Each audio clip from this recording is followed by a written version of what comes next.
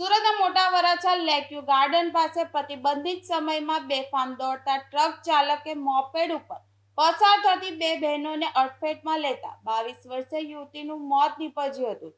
અકસ્માતની સમગ્ર ઘટના નજીકના સીસીટીવી કેમેરામાં કેદ થઈ હતી. પોલીસના ટેકનિકલ સર્વેલન્સમાં ડ્રાઈવરની નવસારી તરફ નાસી ગયો હોવાનું સામે આવ્યું હતું, જેથી પોલીસે આરોપીની ધરપકડ કરવા માટે ટીમ મોકલી હતી. જેથી પોલીસે ડમ્પરના ડ્રાઈવર હસમુખ ઓડની ધરપકડ કરી હતી. હાલ પોલીસે આગળની કાર્યવાહી હાથ ધરી છે. ગઈકાલ તારીખ 17/3/24ના બપોરના કલાક 12 વાગ્યાના અરસામાં મોટા વરાછા વિસ્તારમાં સ્વામિનારાયણ મંદિર પાસે લેક ગાર્ડનની બાજુમાં રોડ ઉપર એક ડમ્પર ચાલક અને એક એક્ટિવા ચાલક બેન વચ્ચે અકસ્માત થયેલ હતો, જ્યાં એક્ટિવા ચાલક બેનને ગંભીર ઇજાઓ થતાં તેમને હોસ્પિટલમાં ખસેડવામાં આવેલ હતા, જ્યાં તેમને ફરજ પરના ડૉક્ટરોએ મૃત જાહેર કરેલ હતા.